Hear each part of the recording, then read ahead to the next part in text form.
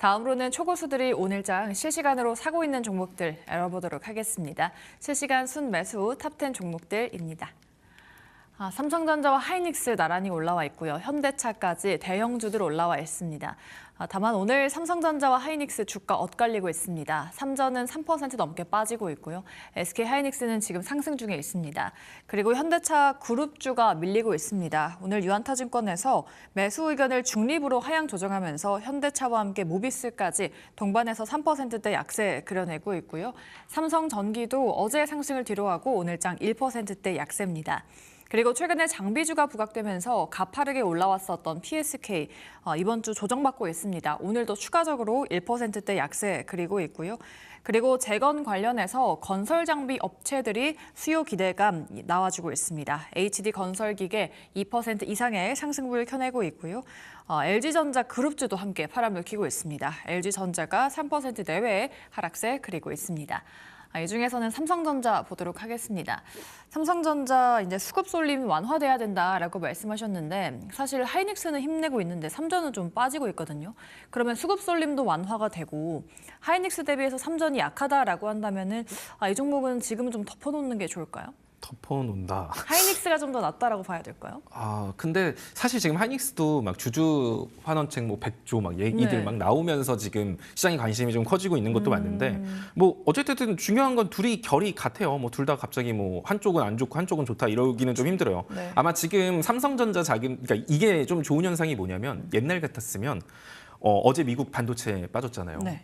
반도체 빠지고 오늘 삼성전자 하이닉스 밀렸으면 옛날 같았으면 사람들이 코스닥 종목, 코스피 종목, 중소형 종목 다 내다 던지고 삼성전자 하이닉스만 추가 매수하고 신규 진입했을 거예요. 네네. 근데 오늘 같은 경우는 오히려 삼성전자 자금이 하이닉스로 이동하고 있는 거지 네. 다른 쪽 자금들이 다른 쪽 종목들이 막 다 내다 팔고 막 하이닉스로 가는 건 아니잖아요. 그러니까 이런 부분들이 좀 긍정적이라고 보여지고요. 결론적으로는 삼성전자든 하이닉스든 사실 시장 지수만큼 움직이는 게 제일 좋고 네. 그게 아니면 사실 고점을 올리긴 올리겠지만 그 예전처럼 그렇게 막 코스피 막 1% 빠지는데 걔네들은 6%씩 올라가고 막 코스피 2% 올라가는데 걔네들 10%씩 올라가고 이런 그림만 안 나오면 상관없습니다. 네. 그래서 일단 제일 좋은 건 삼성전자나 하이닉스 이 두 친구가 횡보의 모습을 보여주는 게 전 개인적으로 좋다고 봐요. 그러니까 얘네들이 무너지는 게 중요한 게 아니라 횡보만 보여줘도 되고 얘네들이 더 못 가나요? 더 못 가지 않아요. 더 갈 거예요. 더 가지만 피로도를 풀기 위해서 시장의 정상화를 위해서 좀 단기 박스권을 만드는 게 시장 전체적으로는 득이 될 가능성이 높기 때문에 제가 뭐 삼성전자 하이닉스가 잠깐 쉬는 게 좋아요라고 말을 하는 거지 네. 삼성전자 하이닉스 나쁘다는 얘기 아니니까 또 그렇게 오해 안 하셔도 될 것 같고 네. 삼성전자 같은 경우가 박스권을 만든다라고 하면 어떤 식으로 만들 수 있을까 생각해 보면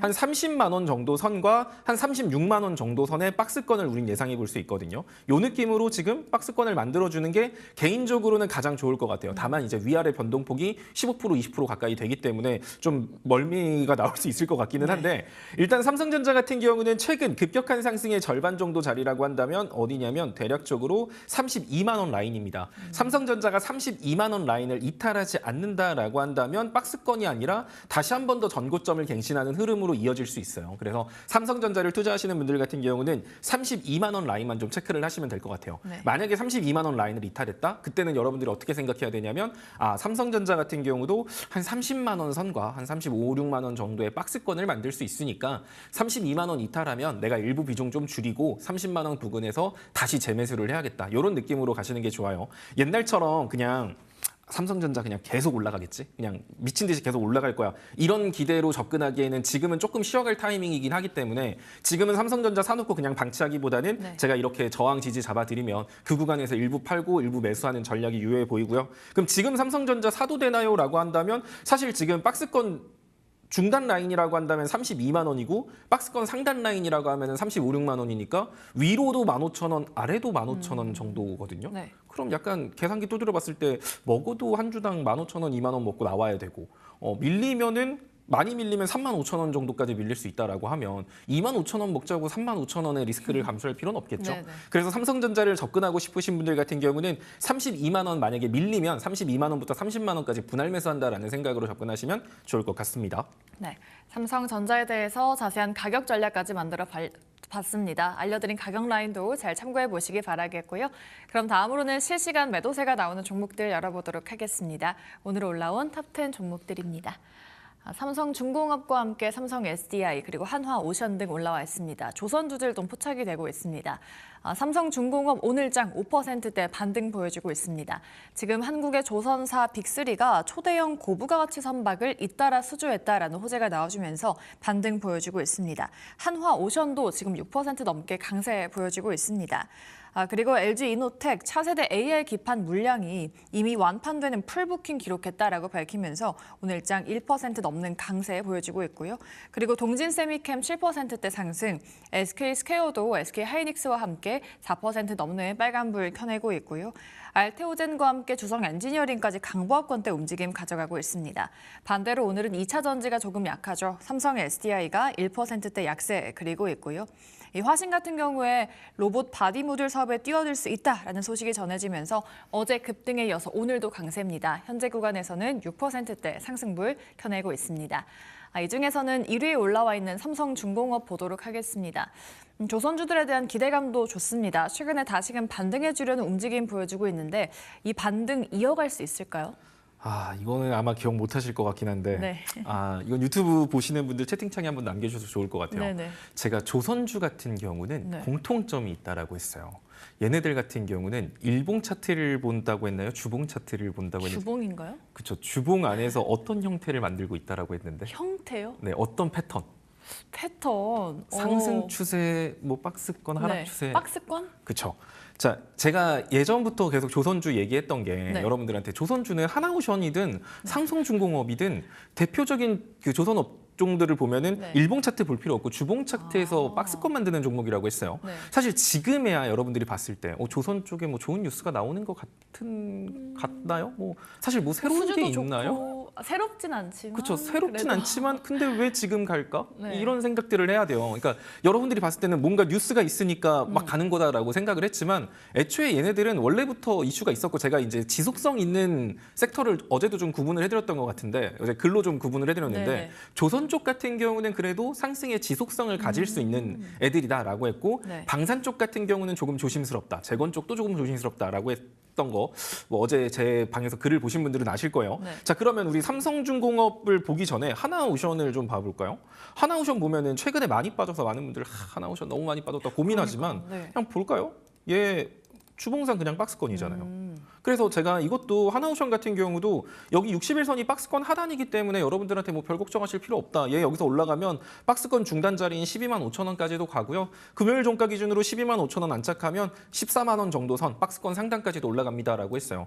얘는 제가 뭐 이슈 보고 여러분들한테 말씀드린 게 아니잖아요. 얘네들은 그냥 지금 작년부터 해가지고 강한 상승을 보여주고 제가 이 강한 상승 뒤에 절반의 조정을 주든가 네. 아니면 위에서 기영이 머리 만든다라고 했잖아요. 그럼 위에서 지금 박스권 만들면서 피로도 풀고 있는 과정이에요. 그럼 지금 위치 어디죠? 박스권 상단이죠. 네. 그럼 얘 여기 뚫을까요? 못 뚫을까요? 그건 모르죠. 모르죠. 그럼 모르면 박스권 네. 상단이면 어떻게 해야 된다? 박스권 팔아야겠죠? 상단에서는 일부 매도하는 게 맞는 거예요. 그리고 해당 종목이 금요일 종가 기준으로 14만 5천 원 정도 위로 올라갔다라고 하면 박스권 상단 돌파했나? 그럼 이 중간에 피로도를 풀고 다시 한 번 더 랠리가 나올 수 있나? 이 기대는 금요일 종가 기준으로 보는 거예요. 그리고 조선주 투자하시는 분들은 요거 좀 기억하시면 됩니다. 자, 그리고 이제 하나오션뿐만 아니라 삼성중공업도 볼게요. 네네. 삼성중공업 같은 경우는 또 이제 해상 데이터 센터 뭐 이런 얘기 나오면서 순간적으로 이 박스권 상단을 돌파했었어요. 그 이슈 가지고. 네. 근데 솔직히 뭐 해상 데이터 센터 너무 단발성 이슈여가지고 이거 박스권 상단 돌파한 거 바로 회복하고 안으로 다시 움직인 거거든요. 얘도 지금 보면은 그냥 이렇게 박스권 만들고 있는 종목이에요. 이때 순간 얘 하나오션 같은 경우는 해상 데이터 센터로 묶이지 않았지만 얘는 그 이슈 때문에 이 자리에 한번 표 돌파했던 거고 다시 박스권 하단부 찍고 지금 온 겁니다. 그럼 지금 위치 어디죠?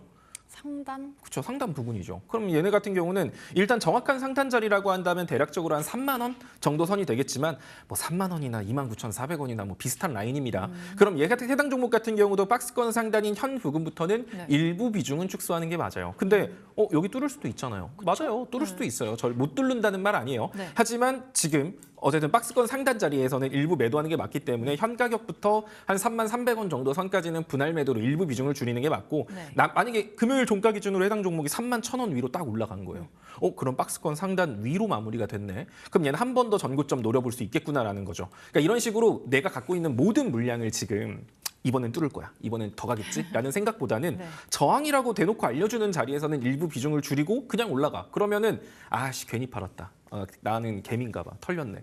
맞아요. 우리는 개미예요. 그러니까 일부 털렸다라고 쿠션하게 생각하시고 그런 거 있잖아요. 내가 팔면 더 가네. 이런 거. 맞아요. 내가 일부 팔아갖고 네. 더 갔다 생각하세요. 그냥. 재물이다. 역시 내가 재물을 바치니까 역시 내 재물이 제일 효과가 좋아. 바로 올라가는 것 봐. 남은 물량 갖고 잘 먹어봐야겠다. 이런 식으로 생각하시는 게 주식할 때 제일 좋습니다. 네. 많은 분들이 자꾸 그런 생각해요. 내가 좀 팔았는데 올라가면 괜히 팔았어. 아쉬워. 막 미쳐버릴 것 같아. 네. 그러니까 본인이 최고의 선택을 하지 못했다고 해서 그게 문제될 건 없거든요. 네. 원래 최고의 선택이라는 게 하기 힘든 거예요. 그쵸. 그렇죠. 네. 최고의 선택을 하면 감사한 거지. 내가 최고의 선택을 못했다라고 해서 나는 바보야, 멍청이야. 내가 왜 그랬을까? 이런 미련 가질 필요 없습니다. 네, 네. 주식에서 중요한 건 최고의 선택을 하는 게 아니라 그 순간순간 최선의 선택을 하는 거예요. 그 최선의 선택이 최고의 결과물로 이루어지지 않을타라고 하더라도 내가 항상 최고만 바라보면서 나는 항상 고점에서 팔아야 되고 항상 저점에서 사야 돼. 이런 극단적으로 매매를 하면 주식할 때 미련밖에 안 남고 그 미련이 다음 매매에 엄청나게 악영향을 주거든요. 네. 이런 거 꼭 생각하시면 좋을 것 같습니다.